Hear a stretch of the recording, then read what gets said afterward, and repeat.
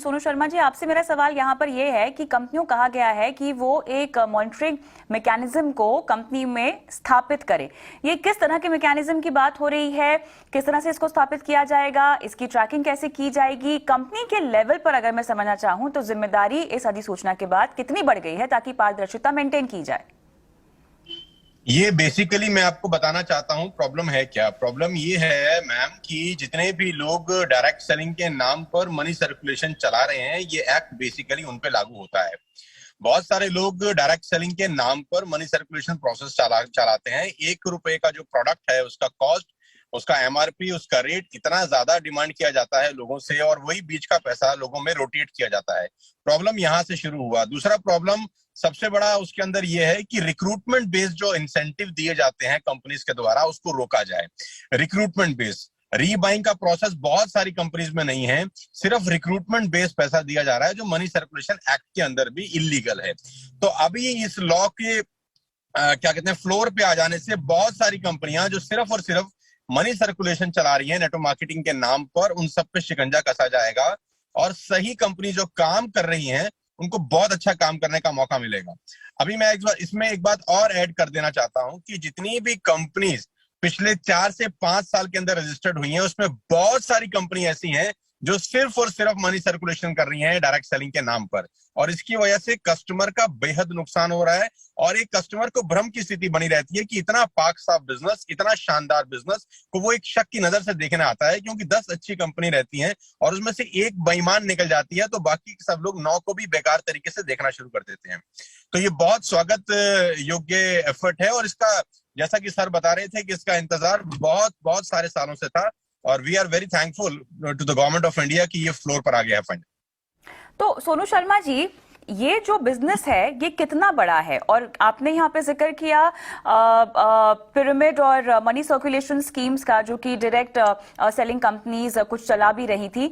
अब इस अधिसूचना के बाद इस तरह की चीजों पर, इन तरह के मामलों पर किस हद तक रोक लगेगी? इंडस्ट्री के विस्तार को लेकर ये कितना बड़ा कदम है? अभी फिलहाल अगर हम देखें तो मार्केट कैप के लिहाज से इन कंपनीज का कितना प्रपोर्शन है, और कितनी जरूरत थी इस तरह की अधिसूचना की, ताकि ग्राहकों को यह समझ में आए कि उनकी हितों का ख्याल रखने के लिए कोई ना कोई है, एक बॉडी है जो जिम्मेदारी लेती है, और आप अपनी शिकायत भी उन तक पहुंचा सकते हैं।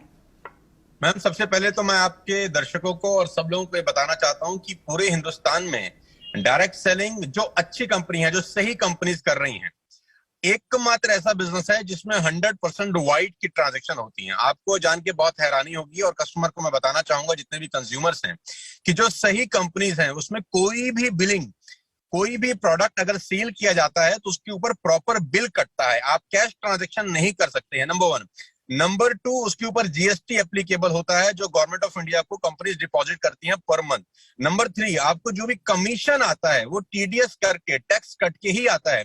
ये एकमात्र ऐसा प्रोफेशन है पूरे हिंदुस्तान के अंदर जहां 100% ट्रांसपेरेंसी होती है और लीगल सिस्टम अपनाया जाता है। आज ये करीब करीब 15,000 से 20,000 करोड़ रुपए का इंडस्ट्री है। नीति आयोग का खुद का ये मानना है, केपीएमजी का खुद का ये रिपोर्ट है कि अगर ये इंडस्ट्री सही रही तो 2025 तक करीब करीब 65 से 70 हजार करोड़ रुपए की इंडस्ट्री है, जहां एक आम भारतीय को रोजगार मिलने की अपार संभावनाएं हैं।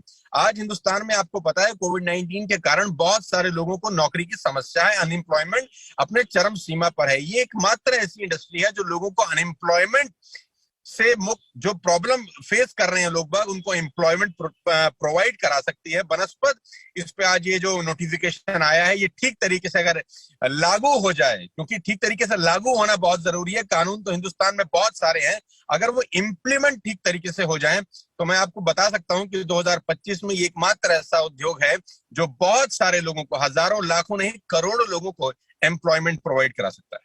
बिल्कुल सही कहा आपने। जहां तक एम्प्लॉयमेंटेबिलिटी की बात है तो लगभग 7 मिलियन से ज्यादा लोग हैं जिनको रोजगार मिल रहा है इस इंडस्ट्री के जरिए। और उसमें भी खास बात यहाँ पर यह है, उल्लेखनीय बात यहाँ पर यह है कि 50% से ज्यादा तो इसमें महिलाएं हैं।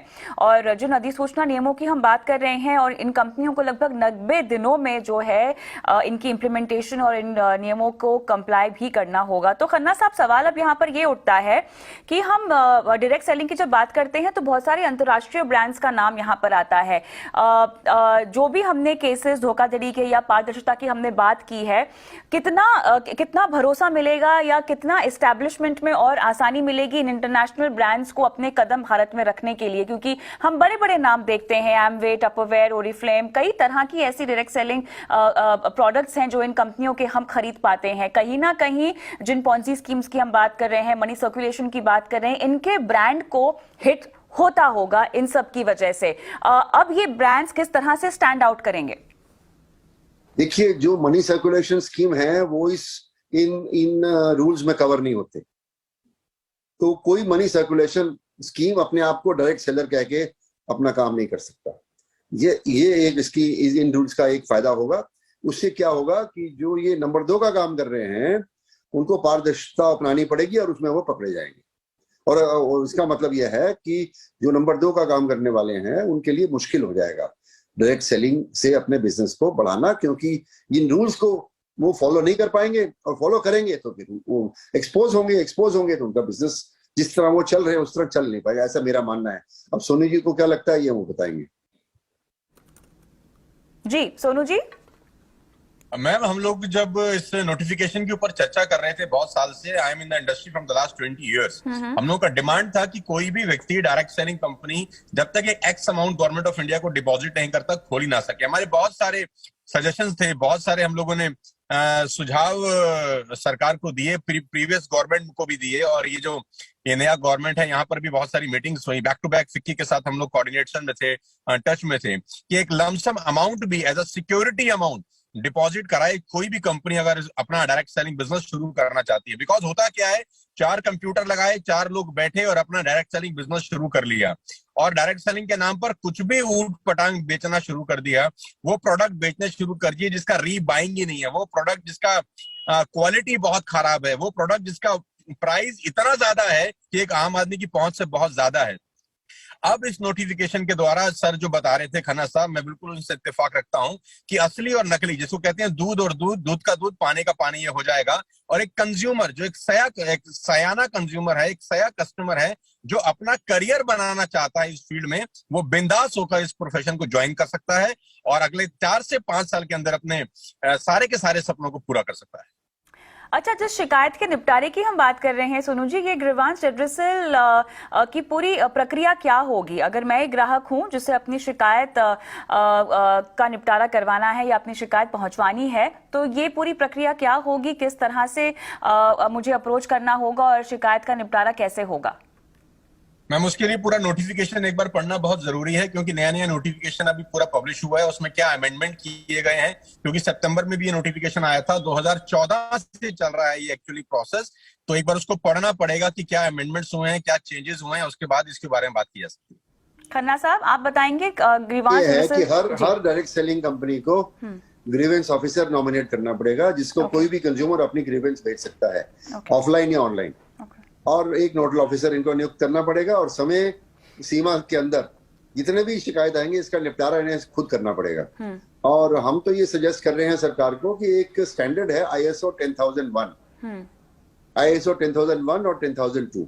ISO 10002 ये बताता है कि किस तरह किसी कंपनी को कंज्यूमर्स की कंप्लेंट्स को रिसीव करना चाहिए, एक्नॉलेज करना चाहिए, उनको प्रोसेस करके उनका निपटारा करना चाहिए।